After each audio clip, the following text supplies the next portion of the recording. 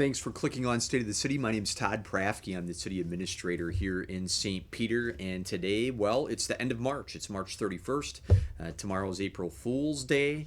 And hopefully, well, the weather's kind of fooling us today, frankly. It is super cold, at least from my perspective today. But I think the weekend's supposed to be beautiful for anything you got going on over the weekend.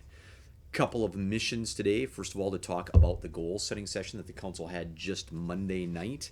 And so here's a copy of the agenda, and I'm going to put a link under this so you can see the goal setting session and some of the information that's included in there. Now, the council didn't get to every agenda item that's on that list. But they met from about 3 o'clock until 7:15ish, give or take a little bit, and so that worked out, I think, just fine from that perspective. But I want to talk about a few things. First, the purpose of goal setting sessions. So really, the council in St. Peter has three different primary types of meetings. One is their regular business meeting, and that's what I think most people think about as a council meeting, where the council votes on something, where they pay the bills, they decide to pave this street or build that playground equipment or whatever it is, where they're really voting and making a decision. The second is that it's a workshop. And so it's an opportunity to learn more, investigate more, share more about what they want to do, how something might work, better understand the process, provide input, so that as things move from education, information to doing, they have really good understanding before they get to the doing part. The third of which, and I'm kind of doing this in reverse order because I'm talking about a goal setting session, the third of which is goal setting session. And so this is where they talk about things really in the macro at 50,000 feet. If St. Peter's a big ship, how do they want to change the direction just a little bit this way or that way? Or what are the new things that they want to do, brainstorming activities? So that's one of the primary purposes. And then the secondary is that at times they use that to really drill down hard from a policy perspective, usually, on an issue or an item that they want to talk about more. They also talk about partnerships and some of those more strategic things that don't require doing, where there needs to be a vote.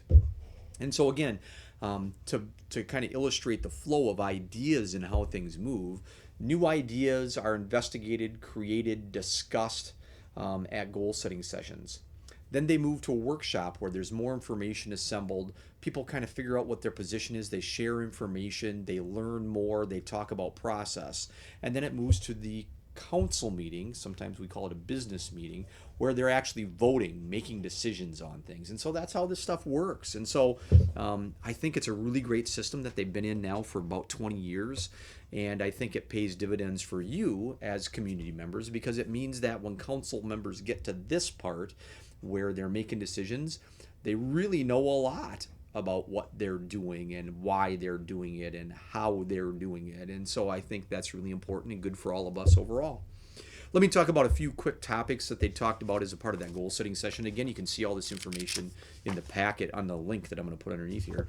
Paula Meskin was there to provide a hospital update, which is fantastic. She's the new CEO at the hospital, and so talking about where that's going, a little bit about her, but more about where she sees the hospital, where are we financially, what level of services are we providing, what kind of services are looked at now and maybe going to be looked at in the future. So that was a great presentation on her part. She talked for 35 minutes, maybe give or take a little bit.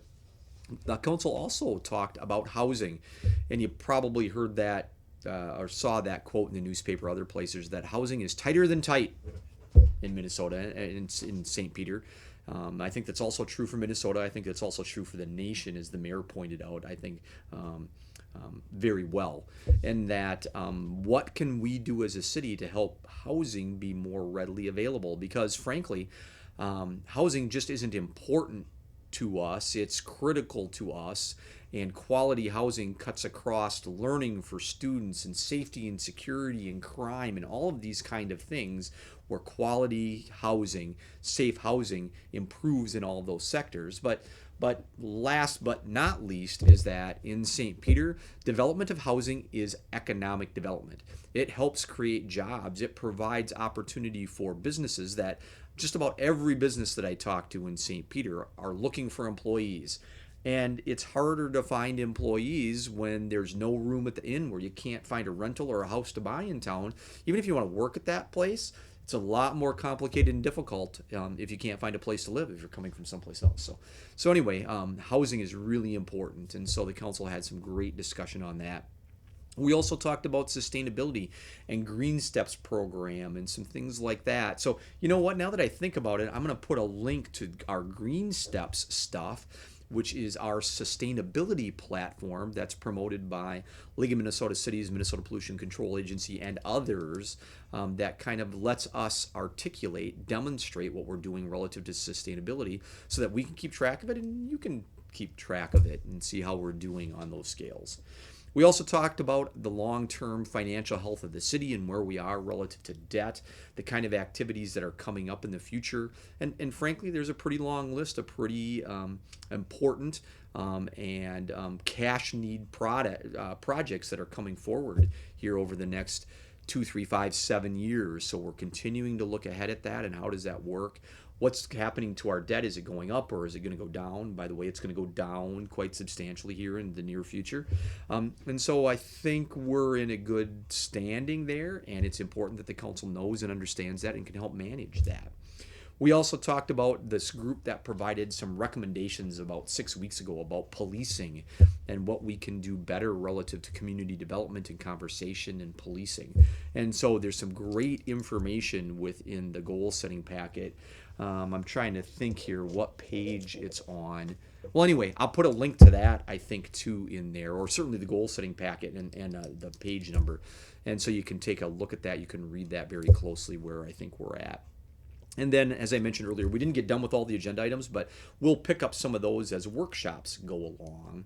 And so the next workshop is no exception to that. On April 5th, we'll be talking about this project of community conversations. So this is from the League of Minnesota Cities, and it's a little bit old, but I'm stealing some of the great information that they had in here about providing for community conversations. And that's really going to be focused on barriers to opportunity to receive services or to participate in things within the community. Are there services that the city provides where there are barriers to participation for people within our community? And how do we overcome that if we can or if we should? I think those are fair questions. Should we in some instances? What's the cost of that? How do we do that? And then can we? In some instances, we might not be able to overcome every barrier.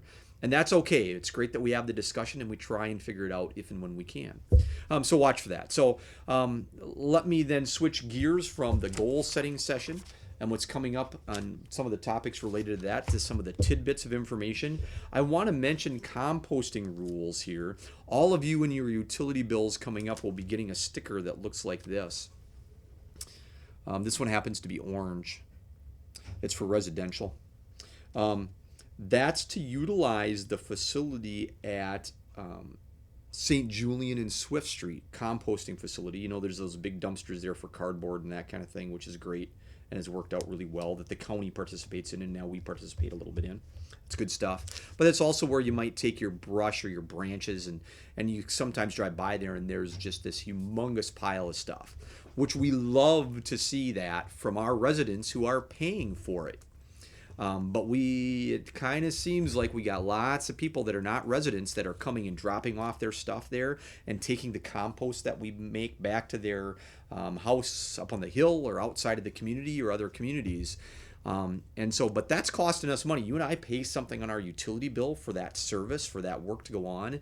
And so this is one of the ways that we're trying to frankly, better control who's utilizing and getting those services. We want to make sure that people who are using it are paying for it, including you and I. So this is a sticker for your vehicle. Oh, upside down, upside right. Sticker for your vehicle. We encourage you to use that. And so we'll be checking on folks on occasion. And so if you don't have that sticker and you need a sticker, let us know. We'll try and get you a sticker. This is also for contractors, big contractors who might be tree removal contractors that are from out of town that just dump tons of stuff with us. And again, you and I are paying for that as a part of our fees. We need them to help contribute to pay for that. So we're looking for them to pay their fair share by getting, well, not this sticker, but something similar to this. So anyway, that's part of the reason for it. If you have additional questions, give us a call, let Public Works know, and we'll be happy to answer as best as we can. I also want to mention electric charging stations. I've had a few questions about that lately, especially with the Volkswagen kind of, I think, early April Fool's joke, as if I'm reading the information right. How many people are using that? So we actually have quite a number of people that are using those charging stations. And one thing I want to illustrate is that in putting those charging stations out, it wasn't our goal necessarily to get rich on doing that. So over term, we want to break even on that and provide that service. But really, one of our primary goals was to provide that service so that people would stop in town and stop at the food co-op and buy food, or stop at the coffee shop, or stop at Contents or Swedish Contour or the hardware store, right? Because they got to have that car there for half an hour, or 2 hours, and so they might as well spend some time and some money in downtown St. Peter. So that's one of the other reasons, of the two primary reasons that we put car charging stations in there.